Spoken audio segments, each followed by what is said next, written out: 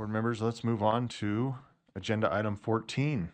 This is our Alpine cap appeal. And AAG Beal, are you teeing us up with that? AAG Doan is perfect.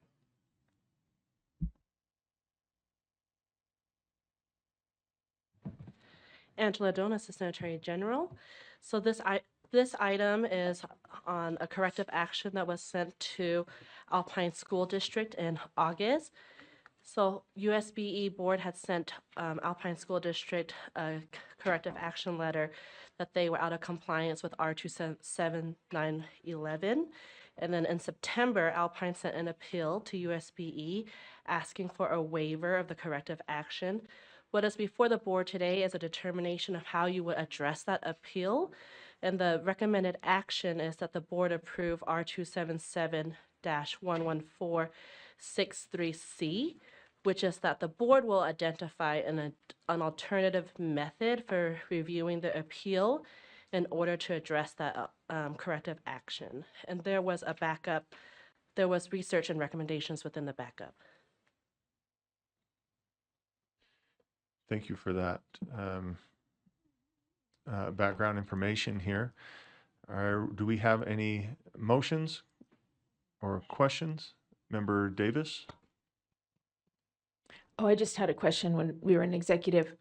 Is this the same motion as what you had recommended as an AAG, that you have an independent, we have an independent, is it arbitrator or hearing officer?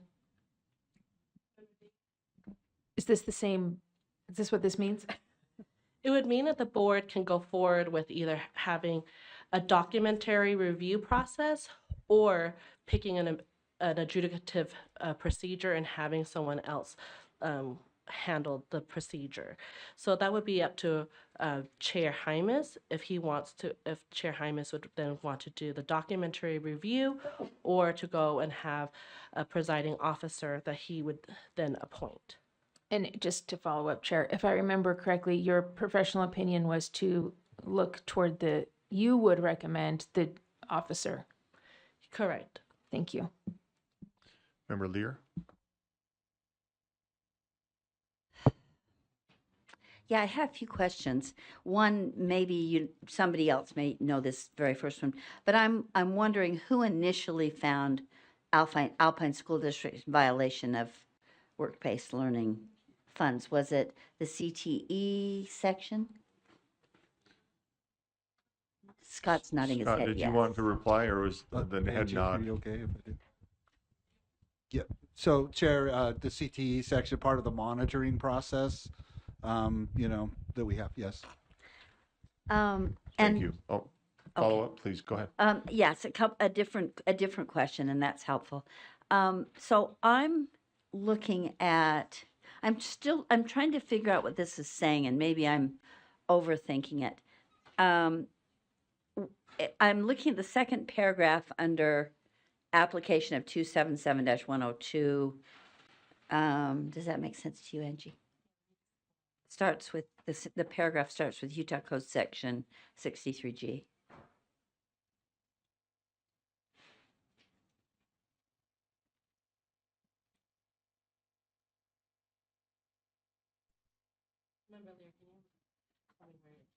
Okay, I'm near the bottom. Just a suggestion for next time, maybe page number these things. Page 2 at the very bottom.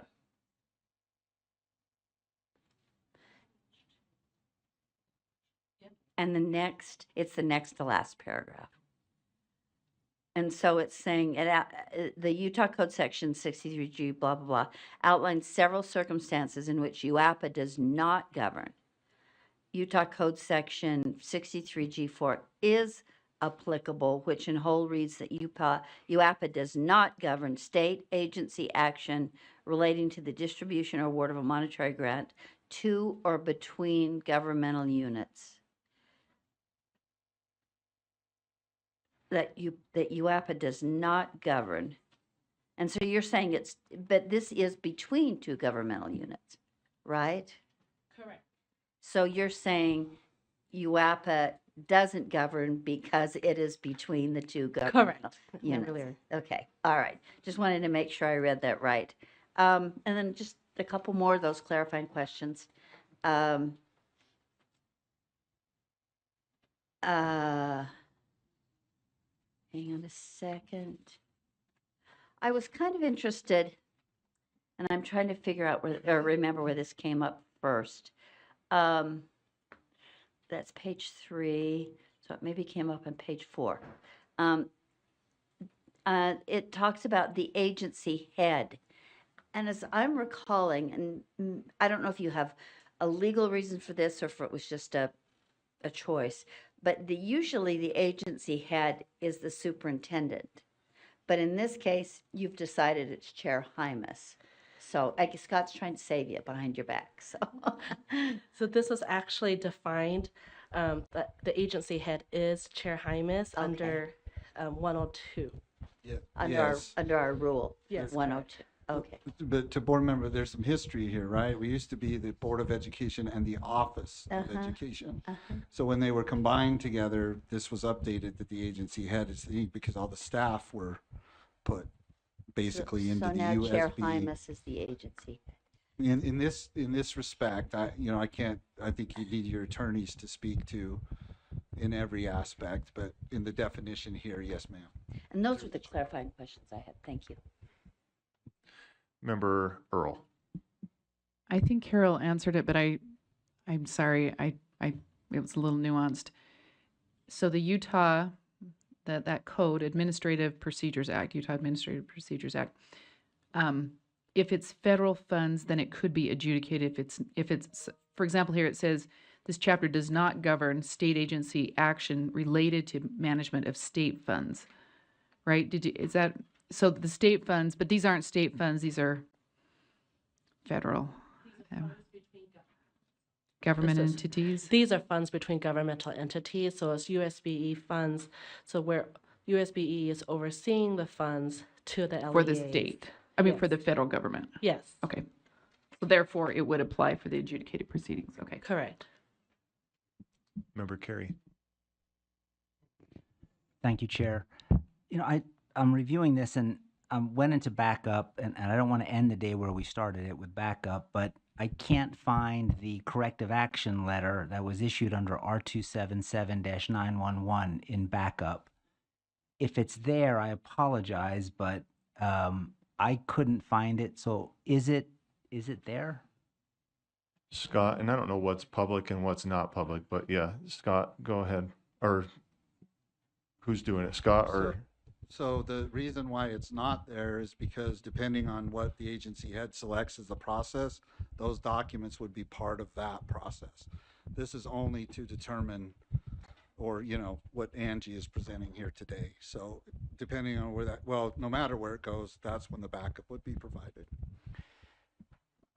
So are those documents marked as classified or confidential or private at this point in time? Is that why they're not being provided? Is that back to you, Scott? Sure. No, they're not marked that way, but in the past, we haven't put documents into the backups like that because of other concerns or questions or this is just about the process. It's not about the actual appeal or those aspects. Okay. And then moving on, back to the appeals process, I understand that if one of the parties appeals, we then go to our rule to find out what options are available to the board. Is that correct? Like, is that why we're here now? That's why we're here now. Yeah, and I believe we have the recommended action is 3C, but I believe there's an A and a B. Well, there is an A and a B as well, but I don't know if there's a D. I can't remember. Just A and B. But yeah. Okay, and the recommended action would be 3C?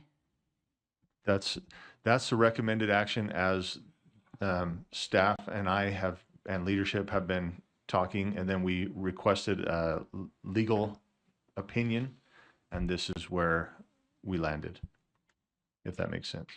It does. So I'm just asking what alternative method have we decided on or is being recommended to review the appeal? Is that a single arbitrator that's going to be binding? And I know this goes back into our last discussion.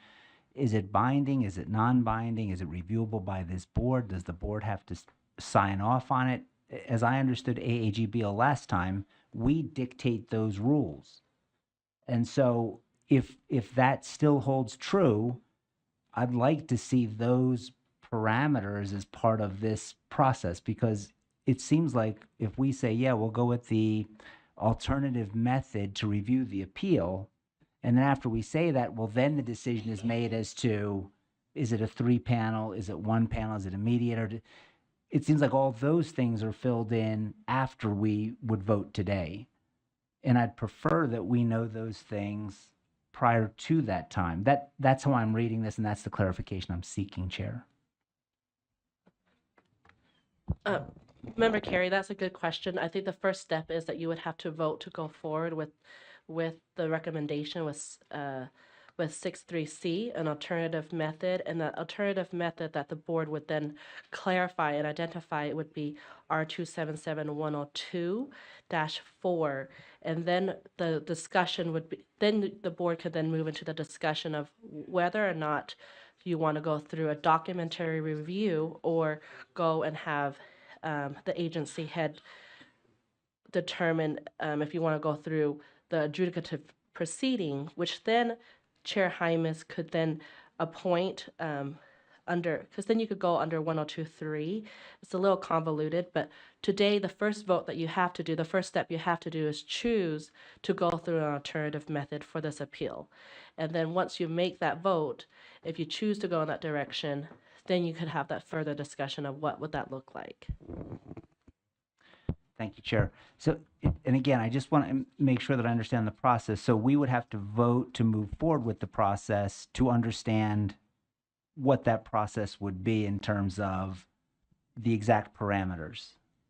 Is that correct? Yes, because if you choose not to go through with an alternative method, your other options are that you could do an appeal as a full board. Under 114.63A, you could review the appeal as a full board, or under 114.63B, you can refer this to a board audit committee.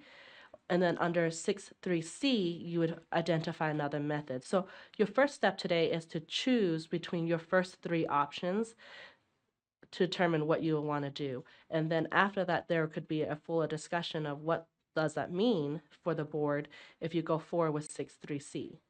Chair, if I may, just one more. You have one more? I do, unless you're okay with that.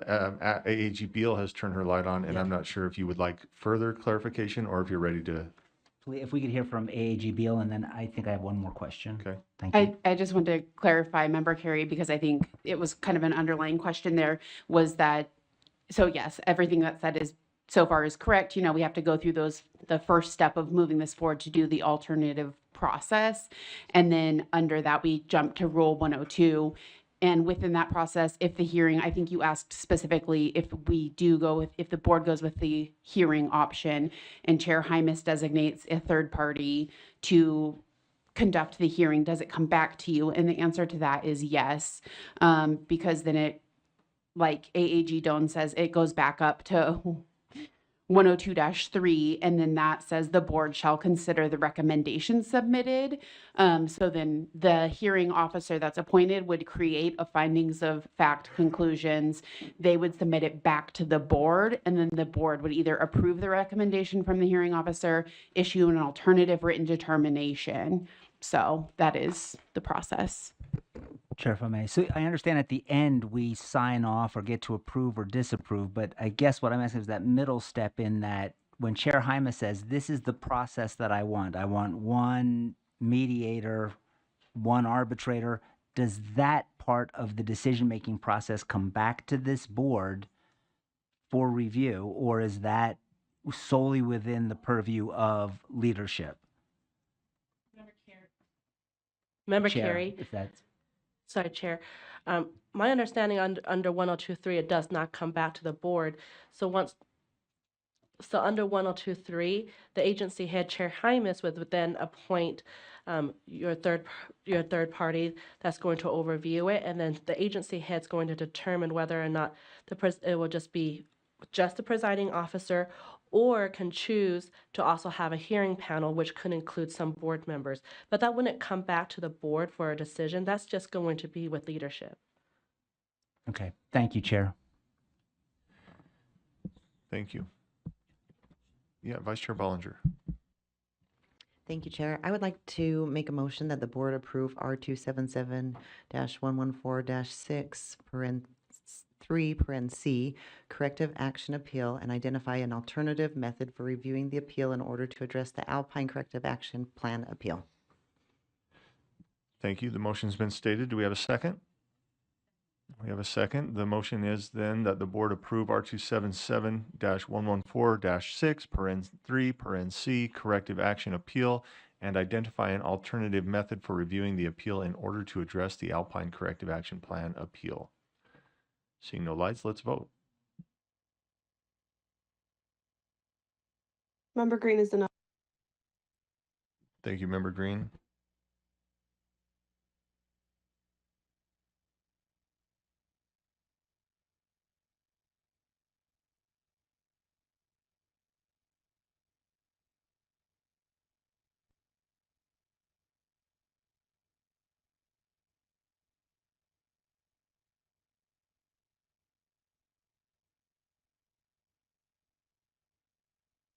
Okay.